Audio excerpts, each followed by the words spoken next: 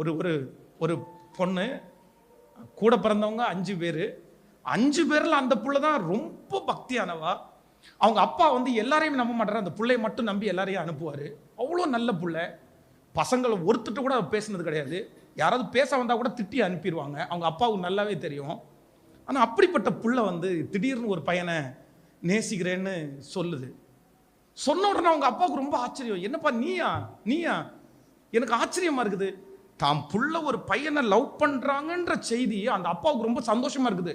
நீ என்னமோ சன்னியாசியே போயிருவியோன்னு நினைச்சேன், உனக்குள்ளேயும் லவ் எல்லாம் வருது இல்ல, ரொம்ப பெரிய விஷயமா இருக்குது. இதான் அவருடைய பையிலிருந்து தன்னுடைய பிள்ளைங்க இன்னொரு பிள்ளை லவ் பண்றதை திட்டுன அப்பா இந்த பிள்ளைக்கு மட்டும் ஜோப்ல இருந்து காசு எடுத்து, நீ போப்பா அவங்க கூட அந்த பையனோட பேசிட்டு வா, நீ போன்ல பேசிட்டு வா போ அப்படின்னு தன்னுடைய ஜோப்ல இருந்து காசை கொடுத்து அனுப்புறாரு.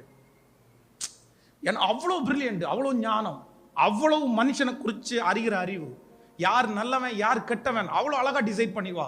தன்னுடைய கூட பிறந்த எல்லாருக்குமே அவ்வளோ அழகா நடத்துற பிள்ளை. அதனால நம்பி கொடுத்துட்டாரு.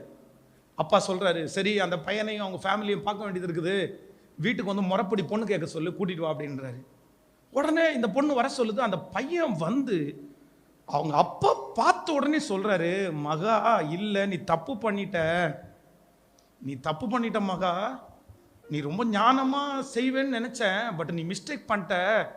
அந்த பையன் நீ நினைக்கிற அளவுக்கு இல்லை, உனக்கு இது செட் ஆகாது, உன் குணத்துக்கு இது மாற்றமா வந்துருச்சு, நான் தப்புன்ட்டேன், நானும் உன்னை என்கரேஜ் பண்ணிட்டேனே, இல்லை விட்டுட்டா நீ பரவாயில்ல அப்படின்னு அவங்க அப்பா சொல்றாரு.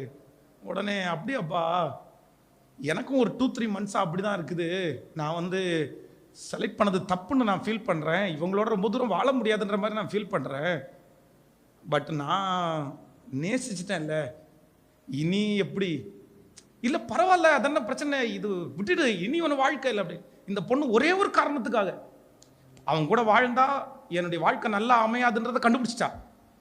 இந்த பையன் மோசமானா அப்படின்னு கண்டுபிடிச்சாச்சு. ஆனாலும் ஒரு குற்ற மனசாச்சு. சரி நம்ம இதுவரையும் வாழ்ந்துட்டோம், இதுவரையும் பண்ணிட்டோம், இதுவரைக்கும் இருந்துட்டோம், இவ்வளோ தூரம் இது என்னத்தை பண்ண போகிறோம், நம்ம மேலே தான் ஒரு தப்பான ஒப்பீனியன் வந்துச்சு, நம்ம தான் கெட்டவங்களுக்கு முன்னாடி ஆயிட்டோமே, எல்லாருக்கும் முன்னாடி ஒரு கெட்ட பேர் வாங்கிட்டோமே, அப்படின்னு நினச்சி எனக்கு அவனே கல்யாணம் பண்ணி வச்சுக்கங்கப்பா, நான் பாடுபடுவேன்னு எனக்கு தெரியும், நான் பட்டுக்கிறேன், சரி இனி இருக்கிற காலம் பட்டுக்கிறேன் அப்படின்னு கிடைக்கும் போது கூட அந்த வாய்ப்பை தவற விட்டுட்டு அவனே கல்யாணம் பண்ணி 15 வருஷம் வாழ்க்கையில் இப்போ ஓட்டிட்டு, இப்போ 15ஆவது வருஷம் 4 பிள்ளைங்க ஆனதுக்கு அப்புறம் இன்னைக்கு சுத்தமாக அவனோட வாழவே முடியாதுன்னு சொல்லி டைவர்ஸ் பண்ணுறதுக்கு போய் நின்னதை பார்க்கும்போது எனக்கு கண்ணீரே வந்துச்சு.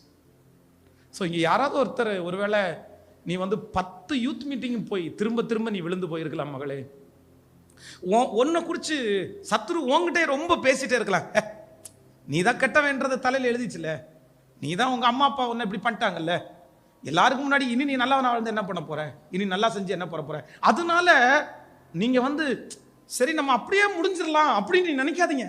யாராவது ஒருத்தர் நினைக்காதீங்க, நான் இப்படியே இருந்துடுறேன், என்னை விட்டுருங்க பாஸ்டர், நான் இப்படியே இருந்துடுறேன், இப்படியே சிகரெட் அடிச்சுட்டே இருந்துடுறேன், இப்படியே தண்ணி அடிச்சுட்டே இருந்துடுறேன், இப்படியே நான் போயிடுறேன், என்னை விட்டுருங்க, நான் தப்பு பண்ணிட்டேன், இனி வேண்டாம், நான் செஞ்ச தப்புக்கு நான் வந்து அனுபவிச்சுக்கிறேன் அப்படின்னால யாரோ ஒருத்தர் இருந்த ஆண்டவர் உங்களை பார்த்தா பேசுறாரு. இல்லை, நீ விடுறதுக்குன்னு கர்த்தர் ஒரு வாய்ப்பை கொடுத்துருக்கிறாரு, தூக்கி போடுறதுக்குன்னு ஒரு வாய்ப்பை கொடுத்துருக்கிறாரு, தூக்கி போட்டுரு, சீக்கிரமா அந்த அவப்பேரை கர்த்தர் மாற்றுவாரு.